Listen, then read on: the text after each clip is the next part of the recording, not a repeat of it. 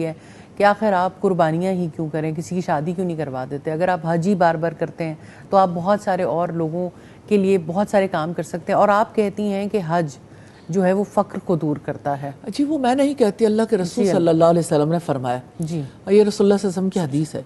آپ یہ دیکھیے کہ جہاں تک مائنڈ سیٹ کا تعلق ہے تو لوگ اسے اپنا حق سمجھتے ہیں کہ کسی بھی طرح سے اللہ سبحانہ تعالیٰ کے تعلق سے ہٹا دیں۔ آپ یہ دیکھیں کہ ایسا کیوں نہیں ہوتا کہ لوگ کہیں کہ اتنی زیادہ شادیوں میں فضول خرچی ہوتی ہے، ڈیلی میلز کے اوپر اتنا پیسہ لگتا ہے، اتنا یعنی ایک ایک فوڈ پر لوگوں کی جو ایکسپینس آتا ہے۔ آپ یوں دیکھیے کہ سب سے زیادہ ترقی تو ریسٹورنٹس کی ہو رہی ہے، کھانے پینے کی۔ بالکل ایسے جس یعنی کمفرٹ کو یا لیئر زندگی کو جو ہے وہ آپ اگر چھوڑنا بھی چاہیں تو آپ کے لیے مشکل نہیں ہے، لیئر لائف سٹائل کو، تو اس میں یہ دیکھیں کہ آپ اپنے کھانے کو سادہ کر لیں، لوگوں کی ہیلپ کر دیں۔ آپ جو ہے وہ ریسٹورنٹس پہ جا کے اتنا پے نہ کریں تو آپ جو ہے وہ یعنی اس کی وجہ سے آپ غربا کی خدمت کر لیں۔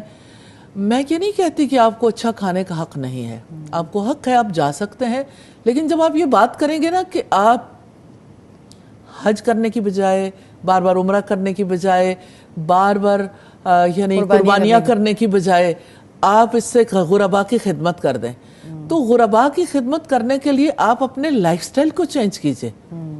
لائف سٹائل میں چینج لانی چاہیے، آپ سادگی اختیار کریں۔ تو یہ بات بڑی عجیب ہے کہ سادگی کا درس دینے کی بجائے آپ اللہ سے تعلق کاٹنے کی باتیں کرتے ہیں جہاں سے آپ کو نفع ملنا ہے۔ تو آپ اسپرچل گروتھ کے راستے میں، اسپرچل کنیکشن کے راستے میں رکاوٹ نہ بنیے۔ بے شک حج ایک بار فرض ہے، لیکن یہ تو اللہ تعالیٰ جس کو چن لے اور اس کو بار بار جانے کی اور یہ بات آپ کی بڑی ٹرو ہے کہ سوسائٹی میں بات ہی یہی ہوتی کہ آخر ایک دفعہ حج کر لیا، فرض تو ایک بار تھا، جیسے یہ بار بار جانے کی کیوں ضرورت ہے؟ یہ والی بات جو ہے ایک طبقے میں بہت زیادہ اٹھائی جاتی ہے اور اس کو باقاعدہ کیمپین بنایا جاتا ہے۔ تو آپ نے کیونکہ گفتگو کی تو مجھے لگا کہ یہ موقع ہے کہ اس کے بارے میں اور زیادہ کلیئرٹی ہو جائے۔ جی بالکل، یہ خاص طور پر حج پہ جانے والوں کے لیے ایک کیمپین ہوتی ہے، عمرہ پر جانے والوں کے لیے کہ وہ یعنی اگر فرض حج ادا کر رہے ہیں تو نفلی حج ادا کرنے کے قابل نہ ہو، نمبر ایک۔ نمبر دو یہ ہے کہ جو پیچھے رہ جانے والے ہیں ان کے لیے کیمپین کی جاتی ہے، قربانی کرنے کا کیا فائدہ، اتنے جانور ذبح کر دیں گے، اتنا زیادہ پیسہ لگے گا، تو قربانی کی کھا لیں۔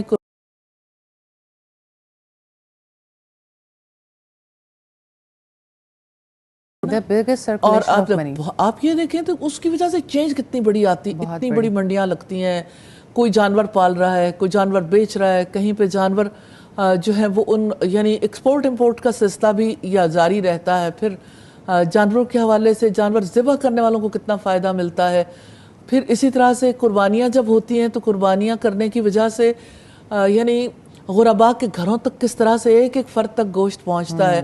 اور پھر آپ اس بات کو بھی دیکھیے کہ آپ کی قربانیوں کی وجہ سے لیدر انڈسٹری کو کتنا زیادہ نفع پہنچتا ہے۔ تو اگر آپ پیچھے جائیں ٹرانسپورٹیشن کے حوالے سے، یعنی ایک ایک فیلڈ میں دیکھیں تو پوری اکانومی حرکت میں آتی ہے۔ آپ کہہ سکتے ہیں کہ حج کی وجہ سے حج نہ ہوا تو یہ ہو جائے گا۔ اب سعودیہ میں جتنے لوگ حج کے لیے پہنچتے ہیں، عمرے کے لیے پہنچتے ہیں، ان کی اکانومی بہت زیادہ یعنی اس کی وجہ سے سٹرونگ ہے، حج کی وجہ سے، عمرے کی وجہ سے۔